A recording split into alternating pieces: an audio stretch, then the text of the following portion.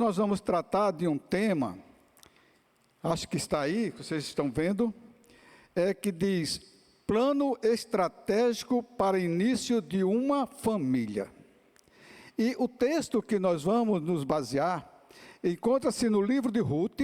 Se vocês estão em casa, tem a sua Bíblia, assim como os irmãos que estão no templo, abra no livro de Ruth, no capítulo 3, e nós vamos ler os 5 primeiros versículos.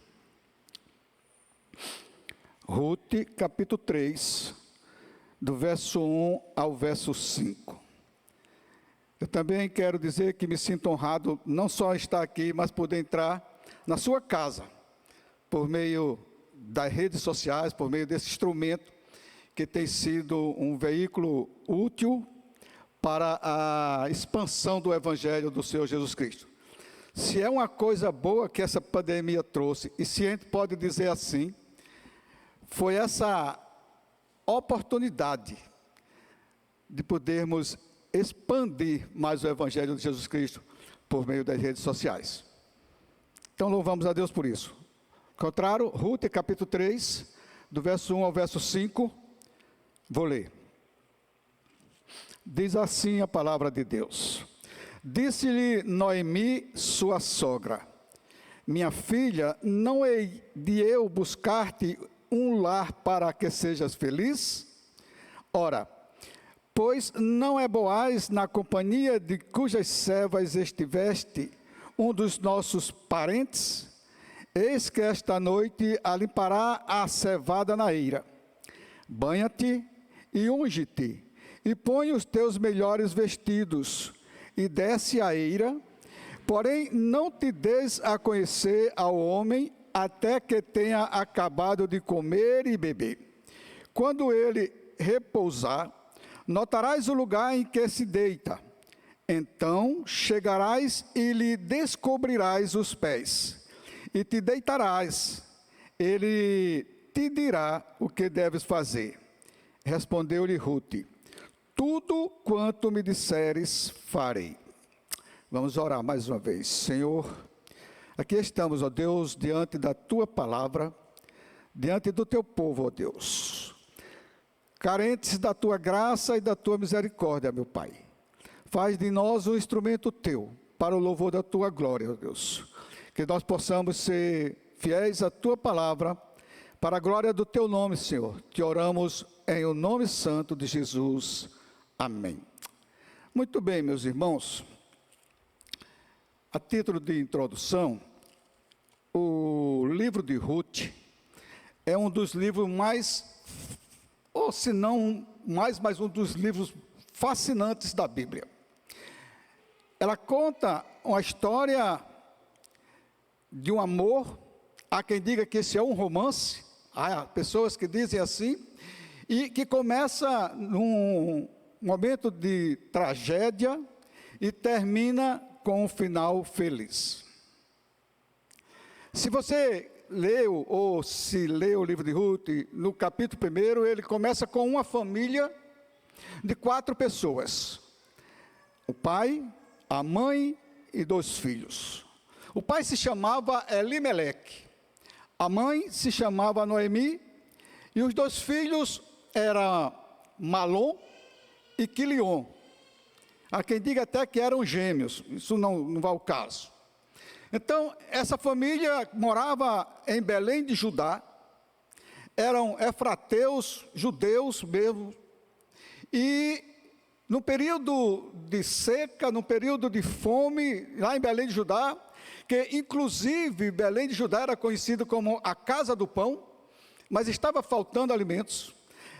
Aquele pai, por providência própria ou de Deus, eu não sei, ele, para abençoar a família, ou não deixar que a família passasse necessidade, sai da terra de Israel, de Belém de Judá, e vai morar na terra de Moabe, morar com os moabitas. Lá, morre Elimeleque, ficando os 2 filhos, que diz a palavra de Deus que casaram-se com 2 mulheres moabitas. Uma delas se chamava Ruth, que é o título desse livro, Esse livro, possivelmente, eu não tenho muita certeza, Diogo deve saber, mas ele foi escrito pelo profeta Samuel, é possível, uma possibilidade, e a outra se chamava Orfa. Depois da morte dos seus filhos e do marido, ficaram 3 viúvas. Eles viveram aproximadamente 8, 9 anos naquela terra. E as 3 viúvas agora, Noemi toma conhecimento de que em Belém de Judá, na sua terra, Deus havia se lembrado do seu povo, é o que diz o texto, e tinha mandado pão, possivelmente chuva, para que eles cultivassem e plantassem a cevada e o trigo, que era o mais comum naquela região. Então Noemi toma a decisão de voltar para Belém de Judá. Só que Noemi chama as suas 2 noras, Ruth e Orfa, e diz para elas: voltem para a casa de sua mãe, voltem para o seu povo e para os seus deuses, e se casem e sejam felizes. E diz a palavra de Deus que Orfa, com um beijo, se despediu de Noemi e voltou de fato para a sua casa, casa de seus pais, para o seu povo e para os seus deuses.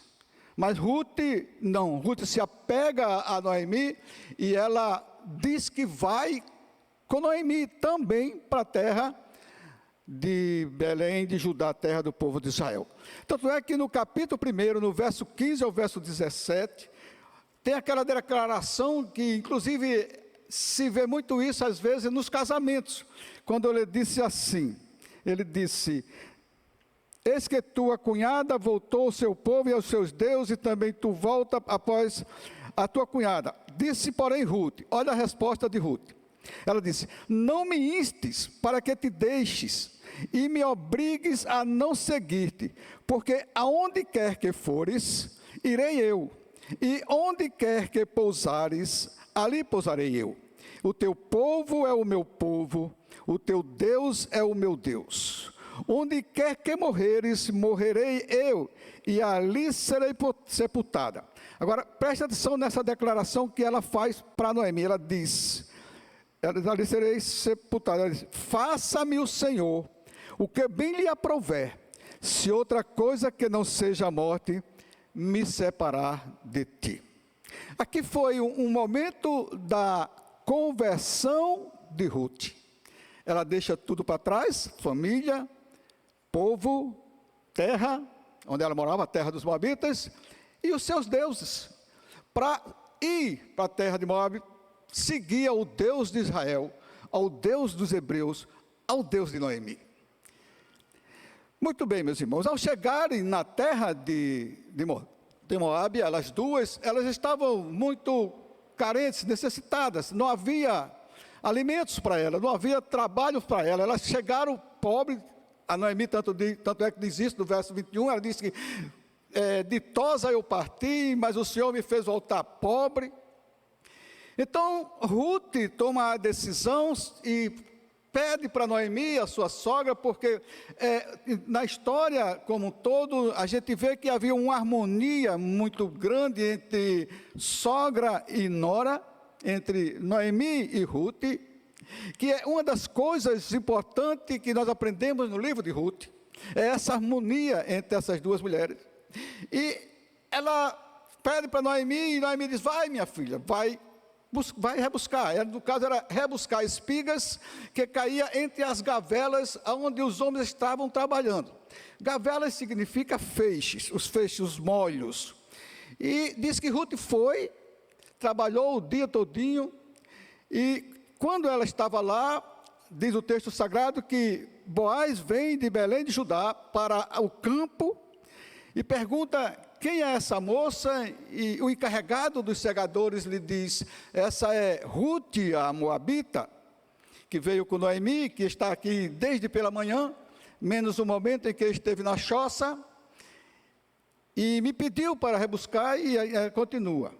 E uma coisa me chamou a atenção nesse encontro de Boaz com o chefe dos segadores, com os trabalhadores e com Ruth. Como Boaz se apresenta para aquelas pessoas. Ele diz: o Senhor seja convosco. E os trabalhadores respondem: Deus te abençoe, ou o Senhor te abençoe. Nesse contexto, meus irmãos, que Ruth ia trabalhar nesse campo, dessa saudação de Boaz, é que nós chegamos agora no capítulo 3. E nesses 5 versículos é que nós queremos, a partir de agora, ver algumas coisas e tirar dele algumas lições que sejam importantes para a nossa vida, que nos edifiquem. Então, a primeira coisa, meus irmãos, que eu quero falar a partir de agora é que o livro de Ruth, ele é um livro fascinante quando nós aprofundamos no seu conteúdo. Nós vamos ver que ele é um livro de amor e de superação, pelo envolvimento das pessoas nessa história, que alguns dizem que era um romance. Outra coisa importante que nós vemos aqui, no livro de, a partir desses 3 capítulos, Diogo não pode desligar aqui, porque tá. A partir desses 5 versículos aqui do capítulo 3, é que Boaz entra na história. Boaz era um homem de Deus, era um conhecido de Noemi, fazia parte da família, e agora ele está lá, no campo onde ele faz essa saudação aos seus trabalhadores, onde ele encontra Ruth. De acordo com essa saudação, meus irmãos, eu aprendo que naquele lugar, naquele campo, era um lugar abençoado por Deus, pela forma como as pessoas se interagem ali naquele lugar. Era um lugar abençoado por Deus. Isso significa dizer, meu irmão, que naquele campo, Deus se fazia presente. E não há nada melhor, não há nada mais salutar na nossa vida, de que nós estarmos num ambiente onde Deus se faz presente. Eu não sei se você está em casa, você tem essa convicção, essa certeza da presença de Deus na sua casa. Uma casa onde Deus se faz presente é uma casa abençoada. Muitas coisas, muitos problemas acontecem na vida das famílias por causa da falta da presença de Deus. Por isso, meus queridos, você que está aí nos vendo, se você ainda não confessa Jesus como seu Senhor e Salvador, não perca mais tempo. Aproveite. Hoje é o dia. Hoje é o dia. Um dos homens na Bíblia que mais testemunhou dessa presença de Deus na sua vida foi o salmista Davi. Tanto é que ele faz uma declaração muito interessante no Salmo 16, no verso 11, ele disse: Tu me fazes conhecer os caminhos da vida. Na tua presença há delícia, na tua presença há alegria perpetuamente. E na tua destra há delícias perpetuamente. São 3 declarações que o salmista Davi ele faz.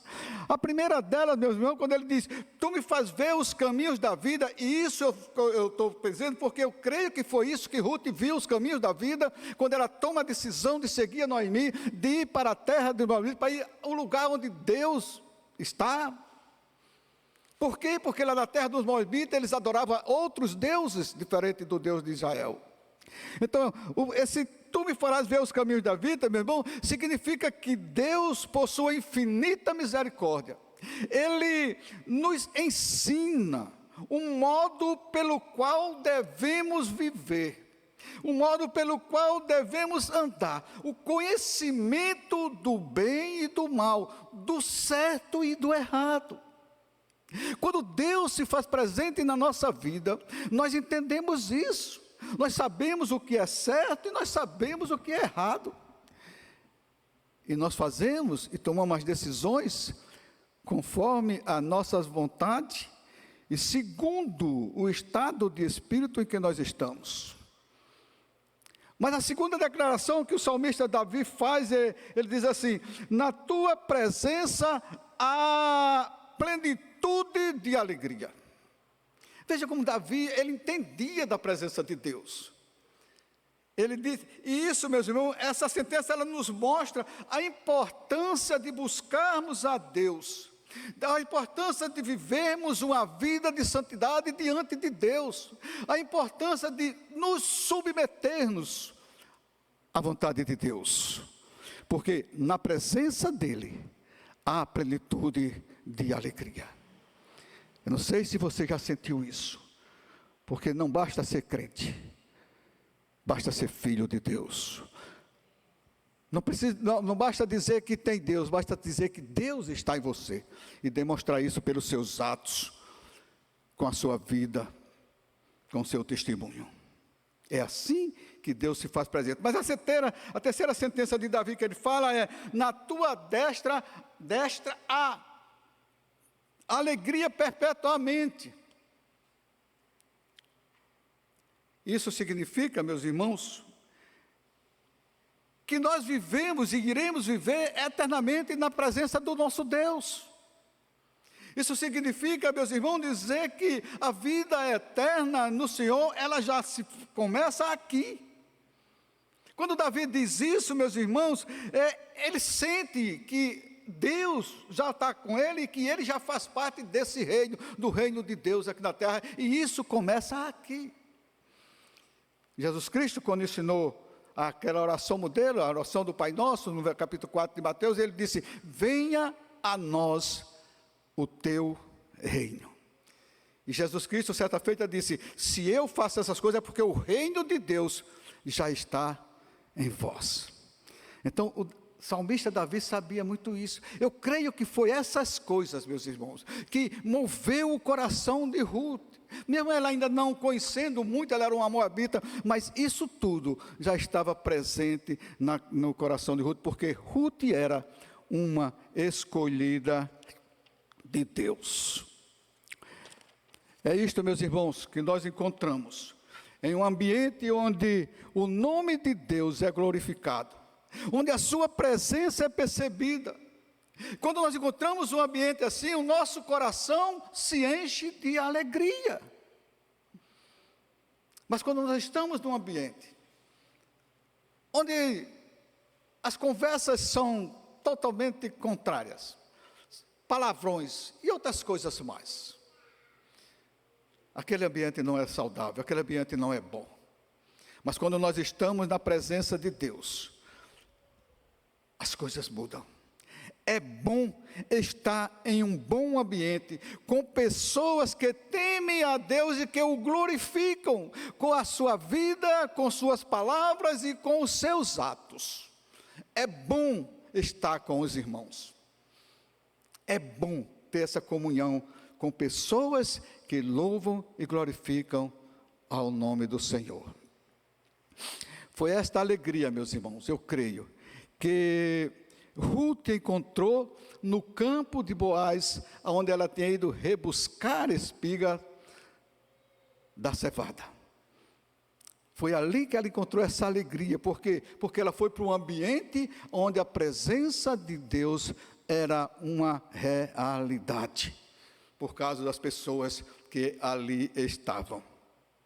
Essa alegria, ela levou em seu coração para casa depois de um dia fatigante de trabalho. Ela havia passado o dia rebuscando espigas entre as gavelas no campo de Boaz. Agora, à tardinha, ela volta para casa e conta tudo o que ocorreu à sua sogra. Mais uma vez, eu vejo essa harmonia entre Ruth e Noemi. Ela conta tudo como foi que aconteceu. Tudo. Por quê? Porque ela era considerada por Noemi como uma filha. É por isso que Noemi, no capítulo 3, no começo, disse: não eu hei de te buscar um lar, para que sejas feliz? Ou seja, não sou eu que irei conseguir um casamento para ti? Aí ela elabora esse plano que nós vimos aqui há pouco. No verso 1, no verso 20 ao 21, que fala dessa conversa, deixa eu lhe mostrar aqui, verso 1, verso 20 e 21, aliás, capítulo 1, verso 20 e 21, ele diz assim, deixa eu olhar aqui, ele diz assim: ela concebeu, olha, eu estou em Samuel, o vento, mas tá bom, desculpa, perdoei. 21 diz assim, ó: porém ela lhe dizia: não me chameis Noemi, chamai-me Mara, porque grande amargura me tem dado o Todo-Poderoso. Ditosa eu parti, porém o Senhor me fez voltar pobre. Porque, pois, me chamareis Noemi, visto que o Senhor se manifestou contra mim, o Todo-Poderoso se afligiu? Isso aqui aconteceu quando elas chegaram na cidade de Belém de Judá, as mulheres disseram isso. Agora, o outro texto que eu quero mostrar para você, é no capítulo 2,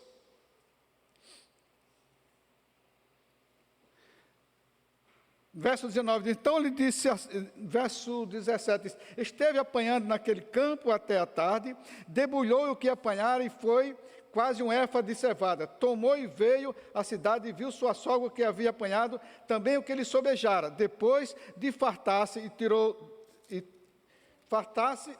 e deu à sua sogra. Ou seja, ela tinha passado o dia trabalhando, ela na hora de comer, ela foi comer, comeu, Boaz deu comida para ela, e ela agora volta e conta para sua sogra tudo o que aconteceu, inclusive trazendo o alimento que ela tanto precisava. Isso foi uma coisa fundamental para a vida de Noemi, porque Noemi era uma mulher amargurada.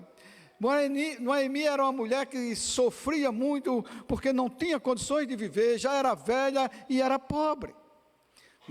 Mas Ruth, a sua nora, vai ao campo, trabalha por elas duas, e ela volta feliz da vida, porque aconteceram as melhores coisas, aquilo que ela de fato esperava que acontecesse, aconteceu, que era trazer produtos daquele dia de trabalho. Agora, diante, meus irmãos, desta conversa, essa ideia de Noemi, que nós vemos aqui no capítulo 3, ela tem duas fontes. Por que Noemi teve essa ideia? Por que Noemi faz esse relato para Ruth e dá essas informações para Ruth ir para o campo?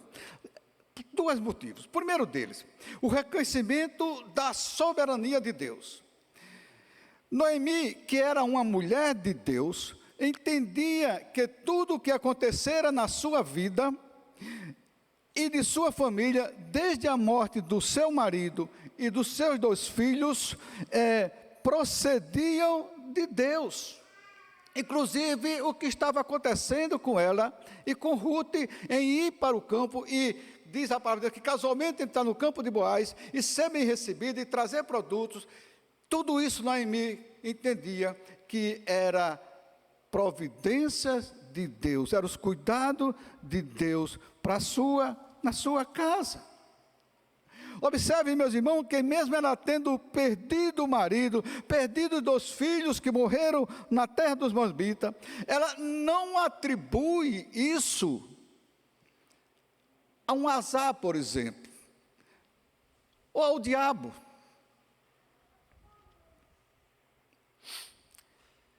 É muito diferente dos nossos dias. Hoje, nós, com exceções, nós temos o hábito de atribuir as nossas fraquezas, atribuir as nossas adversidades ao diabo.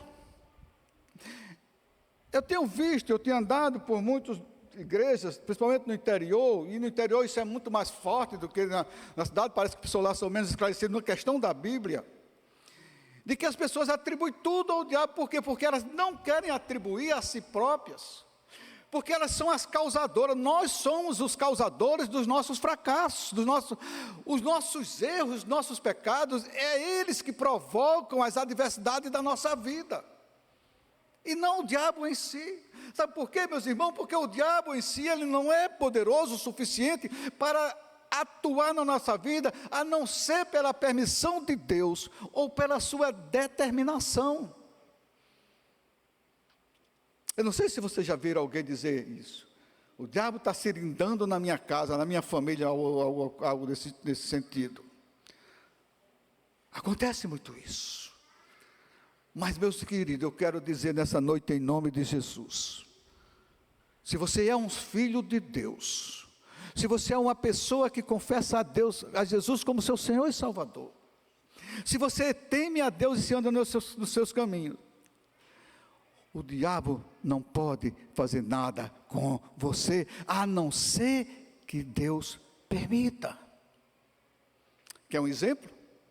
Lembra-se da história de Jó? Quem era Jó? O livro de Jó começa dizendo que um dia veio os filhos de Deus, os filhos de Deus à sua presença, e com eles veio Satanás. E Deus pergunta a Satanás, de onde vem eles? De rodear a terra. Visse o meu servo Jó, homem íntegro, reto, temente a Deus e que se desvia do mal? Viste? E o diabo diz, vi também. Tu desse tudo para ele, tira para ver se ele não vai blasfemar contra ti. E Deus disse, vai e tira tudo de Jó, só não a vida.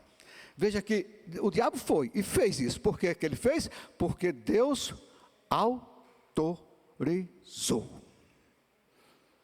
Sem a determinação de Deus, sem a permissão de Deus, ele não tem poder para mexer com a vida, com ninguém daqueles que servem ao Senhor. Agora, por causa dos nossos pecados, nós sofremos as consequências. Isaías capítulo 59, no verso 1 e o verso 2, ele diz que a nossa iniquidade, os nossos pecados fazem separação entre nós e Deus. Ele começa dizendo que as mãos de Deus não estão encolhidas, nem os seus braços fechados para que ele não possa salvar. E no verso 2 ele disse, mas os teus pecados, ele encobre o seu rosto para que não te ouça, e faz a separação entre ti e o teu Deus. São os nossos pecados, meus irmãos, que traz problemas para a nossa vida. São os nossos pecados.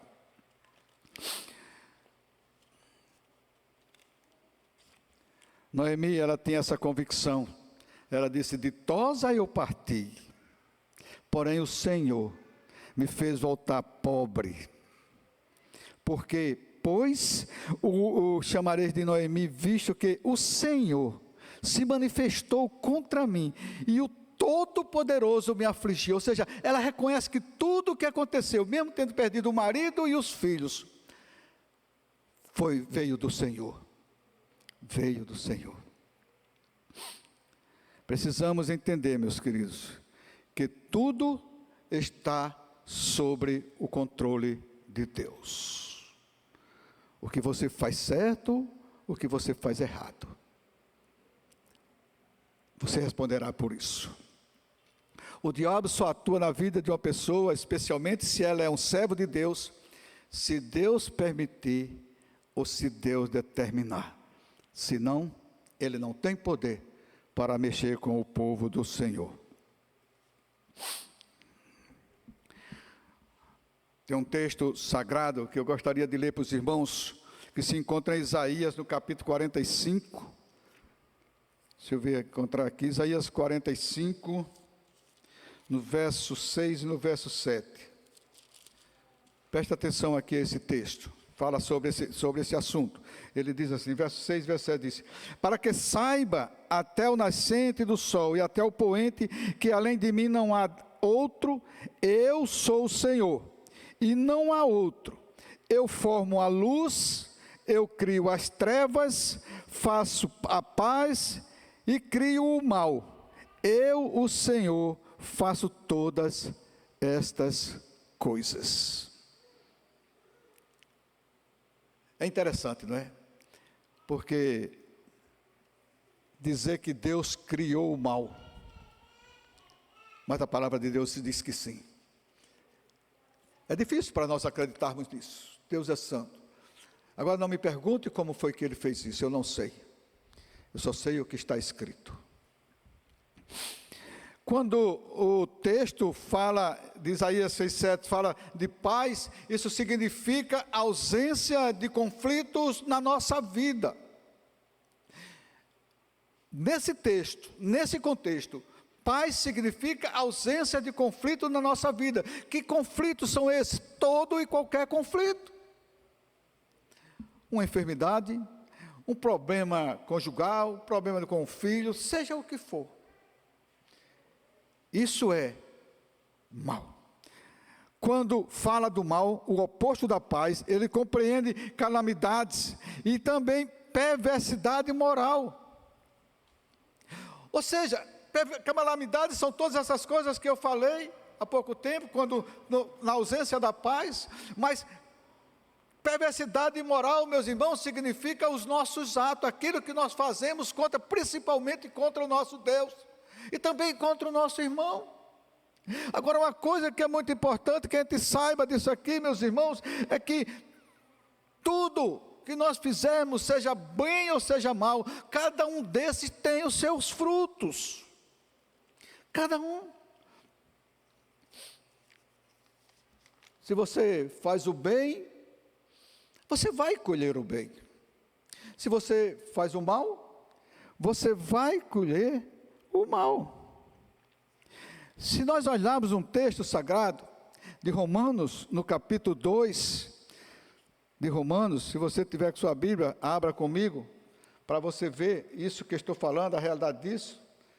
Romanos capítulo 2, eu vou ler o texto, é um pouco longo, do verso 1 ao verso 11, só para que você entenda. Na verdade, o texto fala de uma outra coisa, mas nós podemos aplicar nesse texto, nesse contexto. Diz assim: portanto, és indesculpável, ó homem, quando julgas quem quer que sejas, porque o que julgas a outro, a ti mesmo te condenas, pois pratica as próprias coisas que condenas. Bem sabemos que o juízo de Deus é segundo a verdade contra os que praticam tais coisas. Tu, ó homem, que condenas os que praticam tais coisas e fazes as mesmas, pensas que te livrarás do juízo de Deus? Ou desprezas a riqueza da sua bondade, tolerância e longanimidade, ignorando que a bondade de Deus é que te conduz ao arrependimento? Mas segundo a tua dureza de coração impenitente, acumulas contra ti mesmo ira para o dia da ira e da revelação do juízo de Deus. Agora eu quero chamar a sua atenção para o verso 6. Por que o que eu li isso aqui, se isso tem a ver com o livro de Ruth? Mas deixa eu ver o verso 6, diz assim, ó: que retribuirá a cada um segundo o seu procedimento. Ou seja, a forma como nós fazemos e vivemos, é assim que nós recebemos a retribuição. É o que está escrito. É óbvio, repito mais uma vez, esse texto fala de uma outra coisa, mas estamos aplicando ele aqui porque ele é importante para esse contexto. No verso 7 diz: a vida eterna, você que está em casa, escute bem com atenção isso, a vida eterna aos que perseverando em fazer o bem, procuram glória, honra e incorruptibilidade. Ou seja, quem faz o bem, meus irmãos, procura honra, procura incorruptibilidade, procura viver uma vida que glorifica a Deus. Agora, mas ira, verso 8, ira e indignação aos facciosos que desobedecem à verdade e obedecem à injustiça. Aqui, meus irmãos, nós podemos contextualizar que essa verdade aqui é a palavra de Deus. Quem desobedece é a palavra de Deus. Porque João capítulo 17, verso 17, Jesus disse: santificam-os na verdade, a tua palavra é a verdade. E quantas pessoas, mesmo estando nas igrejas, desobedecem a palavra de Deus? Desobedecem a palavra de Deus. Às vezes por falta de um conhecimento maior, e às vezes por omissão, mas também às vezes por determinação mesmo.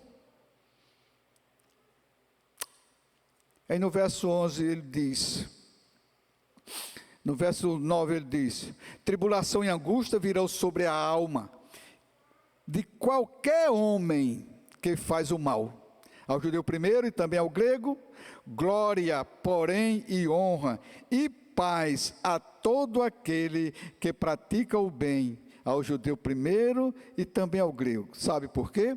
Verso 11 diz: porque para com Deus não há acepção de pessoas. A minha pergunta é, meus irmãos, você tem feito o bem? A minha pergunta para você que está em casa aí: você tem feito o bem? E o bem aqui não é dar esmolas, ajudar uma pessoa, fazer uma coisa ou outra, não. O bem aqui, meu irmão, é viver para a glória de Deus. Ou você é apenas um religioso?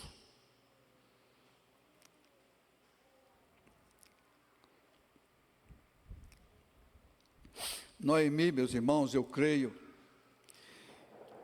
era uma mulher que demonstra conhecimento e submissão a Deus. Noemi, ela era uma mulher de Deus, uma mulher submissa a Deus. É por isso que ela atribui, mesmo as maiores adversidades da vida, que foi perder o esposo e os filhos, mas ela atribui a Deus. Porque dentro, desta consciência, ela entendia que Deus continuava dirigindo a sua vida. Agora, naquele momento, nesse projeto dela, abençoando Ruth, sua nora, e consequentemente a ela. Por quê? Porque se Ruth viesse a casar com Boaz, Boaz era um homem rico, consequentemente, Noemi seria beneficiada. Por quê? Por causa do juramento que ela tinha feito a Noemi. Aprove a Deus, se não for a morte que me separe de ti. Noemi, quando ela faz esse plano, ela está saindo de um estado de amargura para um estado de esperança de vida, de uma nova vida, que o continuar do livro vai nos mostrar o que ia acontecer daí para frente.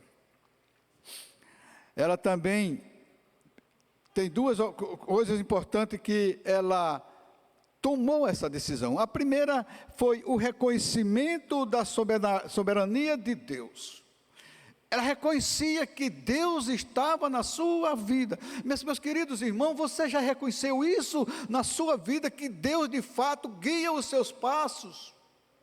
E você que está em casa, e você que passa por tantas aflições, por tantos problemas, você crê que isso procede de Deus? Talvez isso seja difícil de a gente entender. Talvez. Por exemplo, nós estamos vivendo uma pandemia muito grande. Não estamos? Atinge o mundo inteiro. Com sinceridade, a quem você atribui essa pandemia? A quem? A Deus? Será que foi Deus que mandou ou só permitiu que acontecesse? A quem nós atribuímos isso? Eu estou dizendo isso, meus irmãos, porque como eu moro no interior, agora eu vejo muita gente dizer que essa pandemia é coisa de Satanás. E como eu creio que tem gente nos vendo nessa hora que são lá do interior, porque eu sempre vejo os cultos daqui, eu quero dizer que isso é um propósito de Deus com um adendo: chamar a atenção da sua igreja. Essa pandemia é um propósito de Deus. Foi Deus que mandou para chamar a atenção da sua igreja, não do ímpio. Por que da sua igreja? Porque nós estamos vivendo hoje um problema muito sério dentro das nossas igrejas. A primeira dela é a falta de comunhão. Eu tenho visto, meus irmãos, comunidades pequenas, lá no interior, por exemplo, com 2, 3 igrejas, que os irmãos brigam com os outros. Não há comunhão na igreja do Senhor, pelo menos nessa área. Outro problema sério que Deus está chamando a atenção por meio dessa pandemia à igreja, é na questão do evangelho que está sendo pregado. Hoje a mídia que domina, ela que domina. O que nós vemos na Bíblia são um evangelho totalmente distorcido daquilo que Deus determinou por meio da sua palavra. Mas estão fazendo isso em nome de Deus, em nome de uma igreja.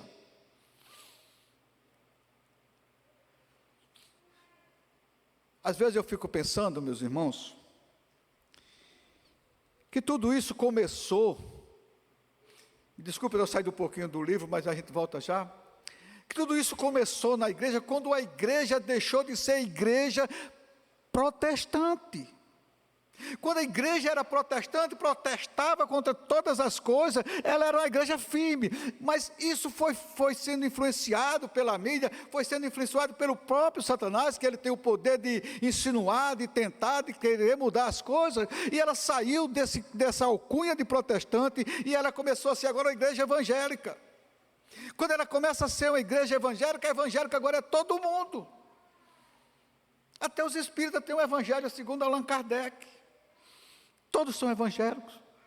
Quando isso começou a acontecer, houve uma mudança de postura de uma igreja fiel à palavra de Deus. Hoje a igreja ela é uma igreja com exceções, que tem muitas igrejas sérias. Essa aqui é uma, porque eu conheço desde os seus primórdios. Quando eu vim para cá, ela tinha 2 anos de fundada. Essa é uma igreja séria. A igreja presbiteriana do Brasil é uma igreja séria. Mas muitos não são, meus irmãos.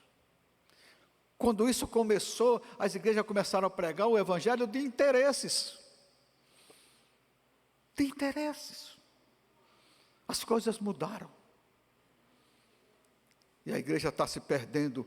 E Deus está chamando a sua atenção. E Ele fez isso agora por essa pandemia que está aí assolando o mundo inteiro. Isso na minha concepção, meus irmãos. Se eu estiver errado, os irmãos me perdoem. Mas é assim que eu vejo. É assim que eu sinto as coisas. É assim que eu creio. Então a primeira coisa de Noemi, voltando para o livro, ela é o reconhecimento da soberania de Deus. A segunda coisa, meus irmãos, é a presença de Boaz como um dos seus resgatadores, como um parente. Porque até o final, até o meio do capítulo 2, do começo do capítulo 2, Boaz não aparecia, era uma história só da família anterior. Quando Boaz entra na história, há uma visão mais ampla de Noemi, de uma probabilidade de uma transformação na própria sua vida. Aquela mulher que chegou amargurada em Belém de Judá, ela agora começa a ver uma nova esperança.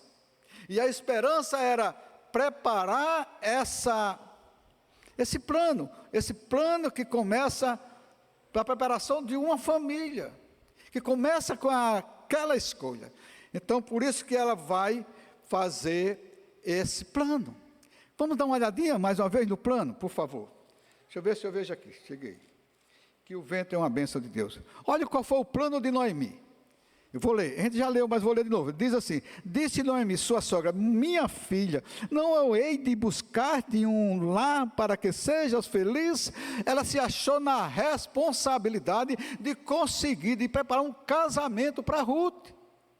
Mas verso 2 diz: ora, pois não é Boaz, na companhia de cujas servas estiveste, um dos nossos parentes? Eis que esta noite ele limpará a cevada na eira. Veja que Noemi, quando soube que Ruth estava trabalhando no campo de Boaz, abriu-se a sua mente, ela viu novos horizontes, ela disse: opa, agora eu vou preparar um casamento para Ruth. Por quê? Porque Ruth já é convertida. Ruth já fazia parte do povo da aliança. No capítulo 1, versos 15 ao 17, fala sobre isso. Ela agora poderia se inserir. O casamento dela seria diferente quando ela se casou com o filho dela, com Malom. Malom era judeu, ela não tinha se convertido ainda. Mas agora ela precisava ter um casamento. E um casamento com quem? Com um judeu. Com uma pessoa pertencente ao povo de Deus. Então ela trama esse plano. No verso 3 ela diz: olha que forma bonita, como era aquela Ruth devia exercer esse plano, executar esse plano. Ele diz: banha-te, unge-te e põe os teus melhores vestidos e desce a eira. Porém não te deis a conhecer ao homem até que tenha acabado de comer e beber. Vocês não estão entendendo como foi que aconteceu isso aqui? Ela pega a Ruth, que era a sua, considerada como uma filha, e de Ruth toma um banho, coloca os teus melhores vestidos e o melhor perfume que tu tem e vai para a eira. Não é interessante? Você que é mãe, você seria capaz de mandar sua filha ou elaborar um plano dessa natureza? Você seria capaz? Agora, por que é que ela faz isso? Por quê? Porque o plano dela tinha 2 objetivos. Tinha 2 objetivos. Qual era o objetivo? Primeiro, conseguir um lar para Ruth, um casamento. Esse era o primeiro objetivo dela. O segundo era possibilitar que ela e Ruth tenham uma vida melhor. Porque nada seria mais importante de um casamento com Boaz. Um casamento de Boaz com Ruth, meus irmãos, Noemi seria beneficiada.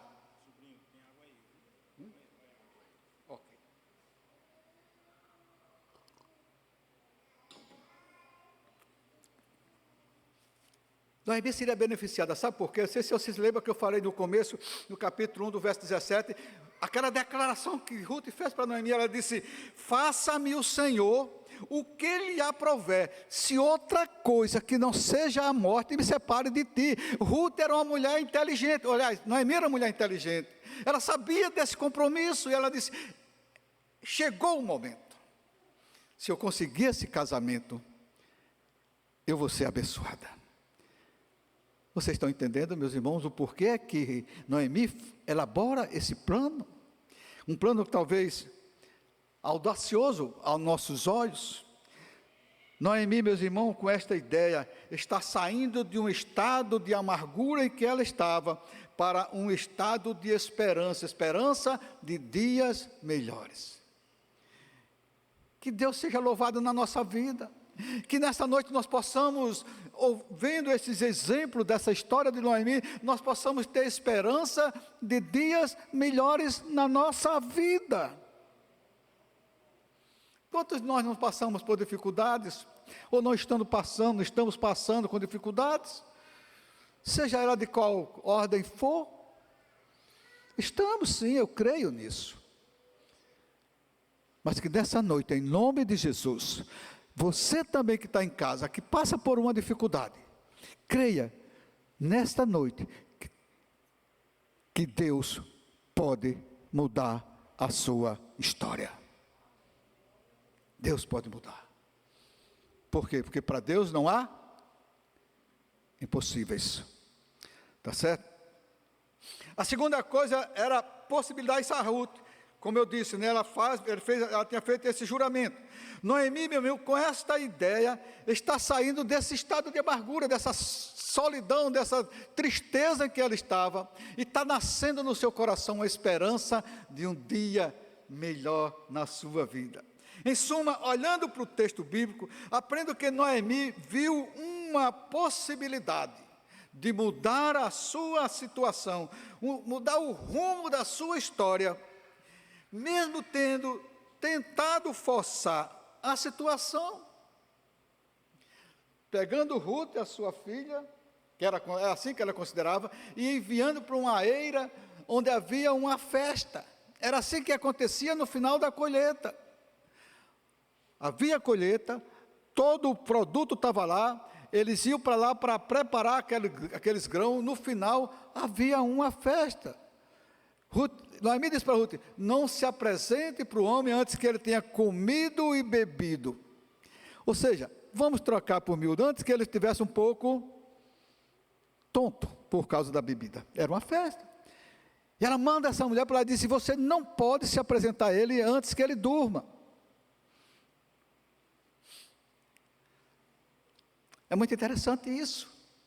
E quando eu estava estudando isso aqui, me chamou a atenção: meu Deus, sabe como é que uma mãe tem essa coragem de mandar uma filha para um campo onde, segundo o texto, só tinha homens? O que é que você acha? Sabe por quê, meus irmãos? Como eu disse no princípio da minha pregação, naquele lugar havia a presença de Deus. E na presença de Deus não só há plenitude de alegria, mas há também ordem e decência, respeito. Noemi entendia dessas coisas. É por isso que ela toma uma decisão. Isso me ensina, meus irmãos, que quando nós vamos tomar uma decisão a respeito de alguma coisa, nós precisamos analisar aonde é que nós vamos aplicar a nossa decisão. Nós erramos muito, meus irmãos, porque nós não submetemos a nossa decisão a Deus, e queremos tomar uma decisão segundo o nosso próprio entendimento, segundo a nossa própria vontade. E isso muitas vezes, e com isso muitas vezes, nós damos com os burros na água. E como dizia Zazá, lá no Pé do Galo, burro não sabe nadar, morre. Por causa de decisões erradas ou precipitadas. É por isso que a decisão de Noemi em enviar Ruth para ela não foi errada, nem foi precipitada, porque ela sabia o ambiente pela qual ela estava enviando a sua filha adotiva, a sua nora. Isso é importante para a nossa vida. A gente saber o que estamos fazendo.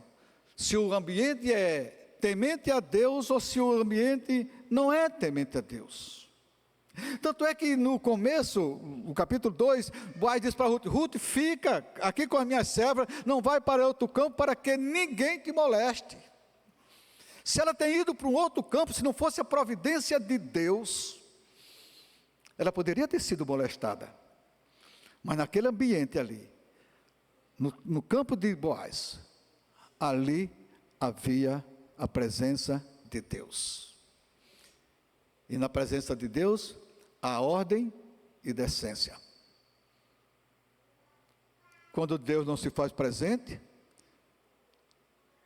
não tem ordem, não tem decência.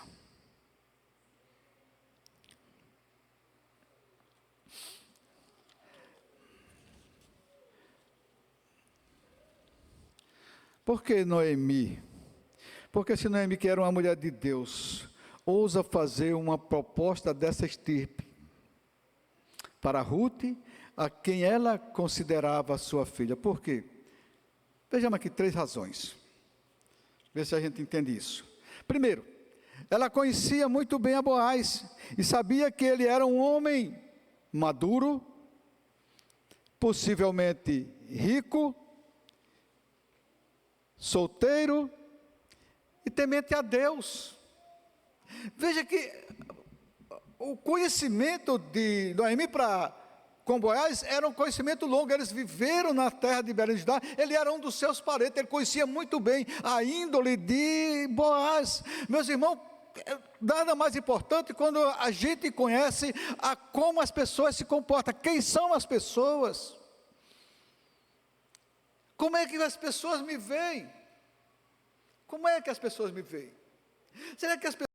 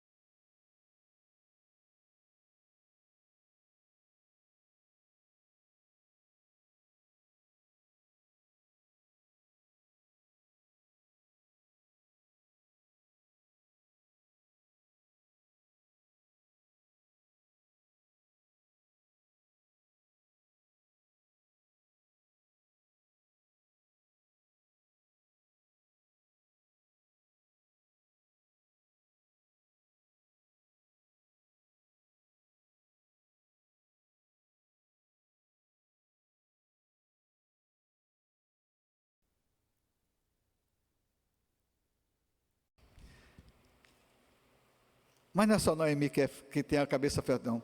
As mulheres, de um modo geral, sempre são assim. As mulheres, os homens, eu e Diogo, principalmente, nós dois, a gente é acostumado, a gente vê assim, ó. Só daqui para lá, porque está Paulo Figueiredo aqui lá. A gente vê nesse sentido, a mulher vê assim, ó. A mulher tem uma visão muito ampla das coisas. Nós somos mais de executar, as mulheres são mais de planejar. O Diogo está rindo. Não, que é assim mesmo. E você, que está me ouvindo aí, camarada, você também é assim. Diga isso para sua mulher, você é uma bênção porque você tem uma ampla visão. Não se vergonha de dizer isso não, que é assim mesmo, tá certo? Então, o plano foi exposto por Noemi a Ruth, e Ruth foi pôr em prática. O que faltava agora era somente a anuência de Ruth para fechar aquele plano, o plano para a formação de uma família. Porque aqui, se nós tivéssemos tempo, estudasse o restante do livro, a gente ia ver que começou aqui a família de Boaz, Ruth, onde nasceu um filho que se chama Obed, se eu não me lembro, que fez parte, como? Obed, que fez parte da genealogia do Senhor Jesus Cristo. Aqui começou, esse plano foi o plano para a formação de uma família estabelecido. Faltava tão somente agora a anuência de Ruth. O plano foi estabelecido, o plano foi entregue, o plano foi comunicado a ela, a forma, tudo que ela devia fazer foi escrito. Aí Noemi deve ter perguntado, Ruth, o que é que você diz? E eu vou encerrar com isso aqui, porque daqui para frente começa uma nova etapa nessa história que outro dia, se Deus tiver misericórdia de mim, me der uma oportunidade, a gente pode falar dos acontecimentos posteriores a este plano. Verso 5 para a gente encerrar. Verso 5 para a gente encerrar. Olha o que foi que aconteceu. O plano foi dito, planejado, mostrado para Ruth, colocado no papel, é assim que você deve fazer. Ruth estava ciente de tudo, agora faltava Ruth dizer, eu vou ou não vou. O que é que diz o verso 5? Respondeu-lhe Ruth, tudo quanto me disseres, farei. Veja que confiança Ruth tinha na sua sogra. Eu não quero ser chato, mas você mesma confia na sua sogra? Não diga não, não responda. Mostre isso na prática. Mostre isso na prática. Se você não confiava, a partir de hoje comece a confiar. Desde que, preste atenção, desde que ela seja uma mulher temente a Deus. Se ela não for, e você é temente a Deus, converta, pregue o evangelho para ela, para que ela transforme a sua vida. Ok? Que Deus nos abençoe. Eu espero que você tenha entendido alguma coisa e que você seja edificado nesta noite com essa pequena parte da história de Ruth. Vamos orar?